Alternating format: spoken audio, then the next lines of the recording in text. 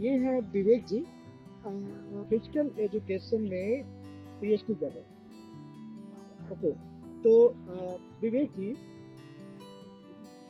इन प्रतिबिंब के माध्यम से कुछ प्रश्न आपसे हैं, क्योंकि आप, सबसे बड़ी बात ये है कि आप साहित्य के रजिस्टर्ड स्टूडेंट नहीं हैं ना?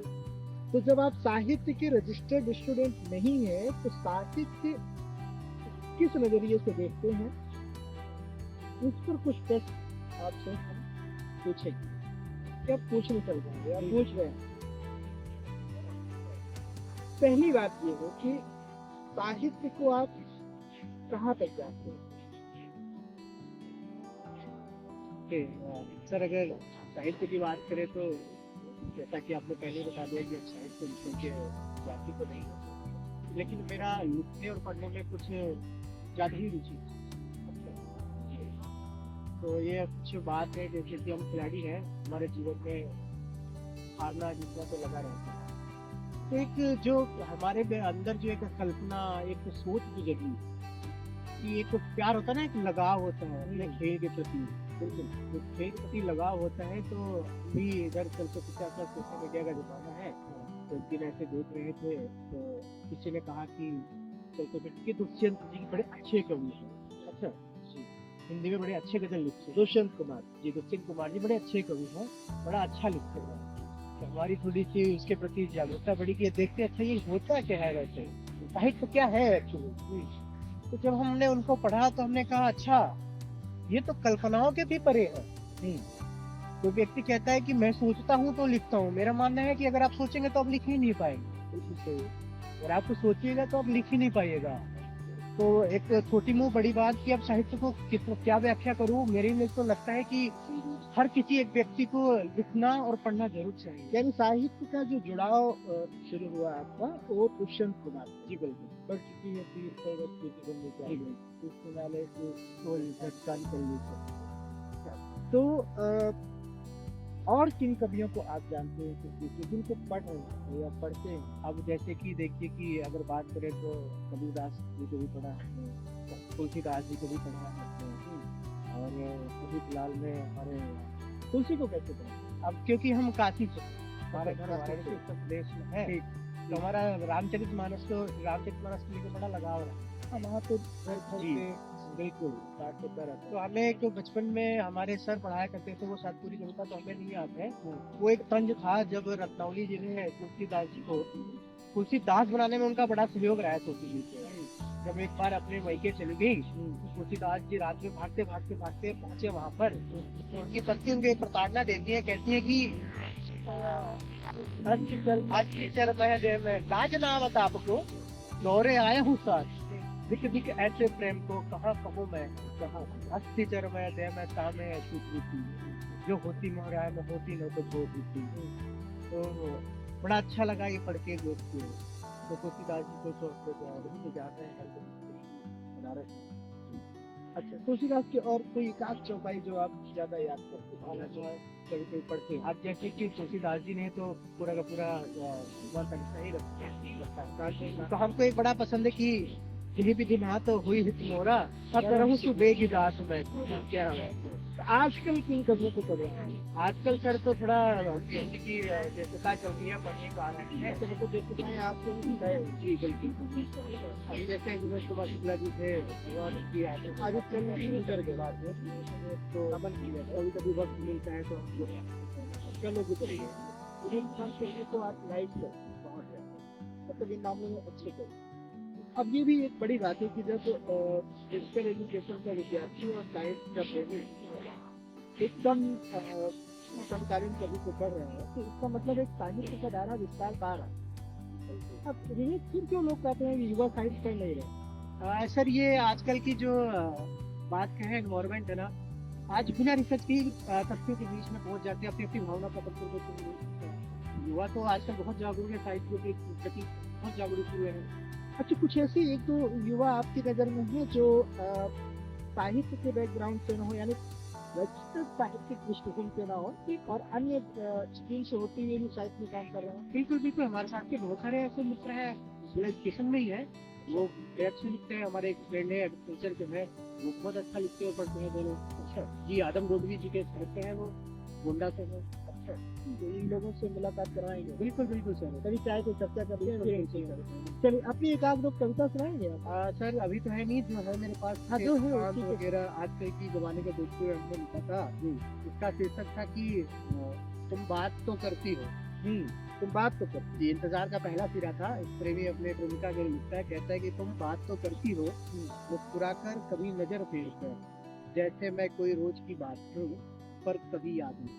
क्या तुम बात तो करती हो, मुस्कुराकर कभी नजर फेर कर, जैसे मैं कोई रोज की बात हूँ पर कभी याद नहीं। मैं सुनता हूँ तुम्हारे लफ्ज, मैं सुनता हूँ तुम्हारे लफ्ज, जैसे हर हरफ में कोई उम्मीद छुपी हो। तुम कहती हो चलती हूँ अब, और मैं वहीं ठहर जाता हूँ जहाँ तुम कभी थी ही नहीं। तुम्हें वक्त जब मिलता है तो हल्की सी आवाज बनकर मेरी स्क्रीन पे आ जाती है। हमें आवाज बनकर जी बिल्कुल। मेरे स्क्रीन पर आ। तो तुम्हें वक्त जब मिलता है तो एक हल्की सी आवाज बनकर मेरे स्क्रीन पे आ जाती हो, जैसे कोई मौसम लौट आया हो पर रुकने नहीं आया। क्या जैसे कोई मौसम लौट आया हो पर रुकने नहीं आया। मैं तुम्हारा नाम नहीं रख पाया, मैं तुम्हारा नाम नहीं रख पाया, क्योंकि रिश्ता कोई भी नाम से नहीं बदलेगा।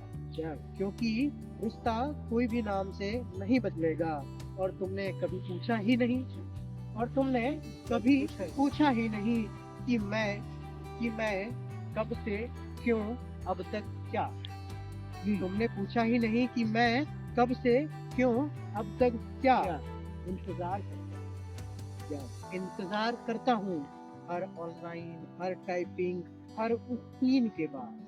इंतजार करता हूँ हर ऑनलाइन, हर टाइपिंग, हर उस सीन के बाद, जहाँ कुछ भी कहा नहीं गया, जहाँ कुछ भी कहा नहीं गया। तुम पास हो, बिल्कुल पास, पर जैसे कोई सपना जिसे आंखें खुलते ही खाली पड़ गई। क्या जैसे कोई सपना आंखें खुलते ही खाली है। तुम मेरी कुछ नहीं हो, फिर भी सब कुछ हो, और मैं क्या। तुम मेरी कुछ नहीं हो, फिर भी सब कुछ हो, और मैं क्या। मैं वो हूँ जो रोज तुमसे मिलने की उम्मीद में से मिलता ही नहीं। क्या जो तुमसे रोज मिलने की उम्मीद में उससे मिलता ही नहीं। तुम्हारे कह कहे मेरे सुकून में गूंजते हैं, तुम्हारे कह कहे मेरे सुकून में गूंजते हैं, पर मेरे सन्नाटे कभी तुम्हारे कानों तक, पर मेरे सन्नाटे कभी तुम्हारे कानों तक गूंज जाते हैं। तुम्हारे दिन चलते हैं, हाँ तुम्हारे दिन चलते हैं, मीटिंग, दोस्त, खुशियाँ, कहानियाँ, और मेरे दिन का क्या। तुम्हारे दिन चलते हैं, मीटिंग, दोस्त, खुशियाँ, कहानियाँ, और मेरे दिन का क्या। वो एक तुम्हारी हाय से शुरू होकर ओके बाय पर खुल जाती है। वो एक तुम्हारी हाय से शुरू होकर ओके बाय पर खुल जाते हैं। कभी सोचता हूँ तुम्हें बताऊँ, हाँ कभी सोचता हूँ तुम्हें बताऊँ सब कुछ। वो चुप रहकर रोना, वो हर बार उम्मीद से मोबाइल उठाना, वो तुम्हारे बिना जिए जा रहे लाखों लम्हों का हिसाब। पर फिर डर जाता हूँ कहीं ये सब कह देने से तुम बात करना भी छोड़ ना दो। क्या अजीब रिश्ता है ना, तुम्हें खोने का हक नहीं, पर डर हर वक्त बना रहता है। मैं दुआओं में सिर्फ तुम्हारा नाम नहीं मांगता, मैं मांगता हूँ वो सुकून जो तेरी एक बेपरवाह कैसे हो मैं छुपा होता है। तेरी एक बेपरवाह कैसे हो मैं छुपा होता है।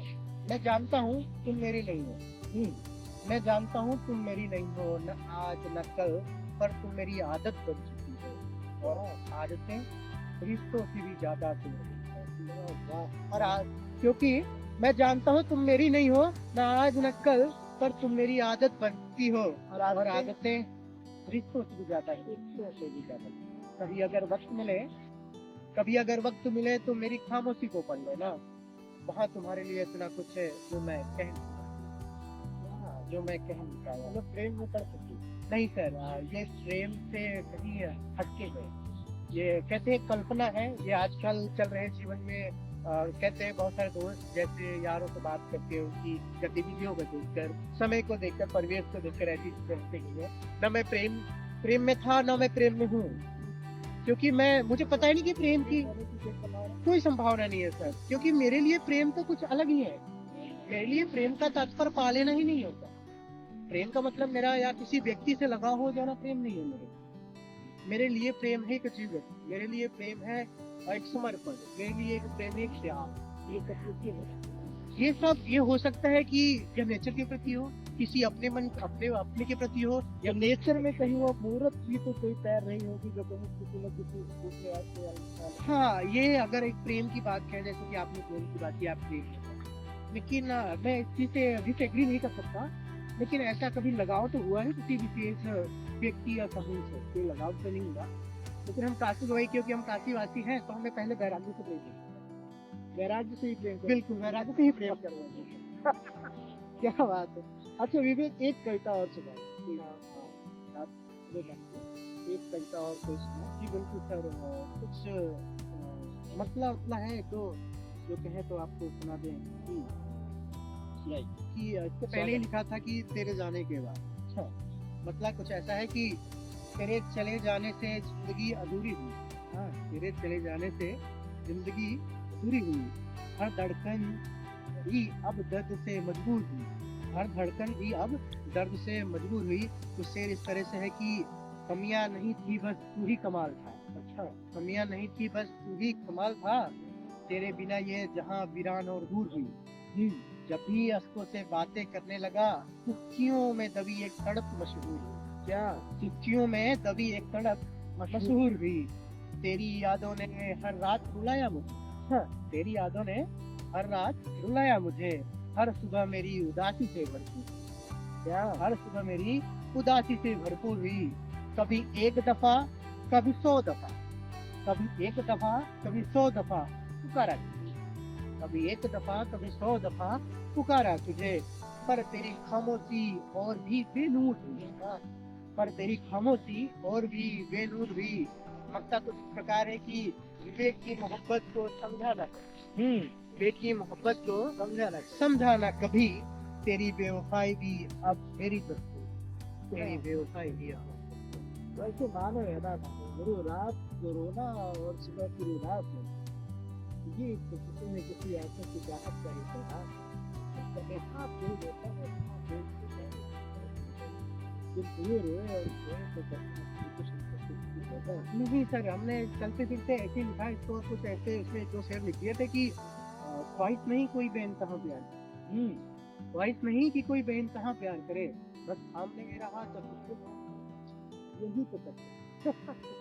अच्छा, तो अच्छा लगा सीरीज जी आपसे बात करके, और खास करके बगैर किसी आमंत्रण, बगैर तैयारी के आपसे बात हुई, तो निसंदेह ये सबसे बड़ी बात जो खुशी मुझे हो रही है ये कि जिन युवाओं पर ये आरोप लगाए जाते हैं जिनका जुड़ाव साहित्य से नहीं है, साहित्य नहीं करते, मोबाइल में खोए रहते हैं, वो पता नहीं क्या क्या आरोप लगाते रहते हैं जीवन पर, बुजुर्ग पीढ़ी के लोग पता नहीं क्या क्या आरोप, पता नहीं कई बार तो ऐसे आरोप लगा ले जाते हैं जिसका कोई सिर पैर ही नहीं है। सर, तो मुझे खुशी इस बात की हो रही है कि आप सबका जुड़ाव साहित्य से नहीं।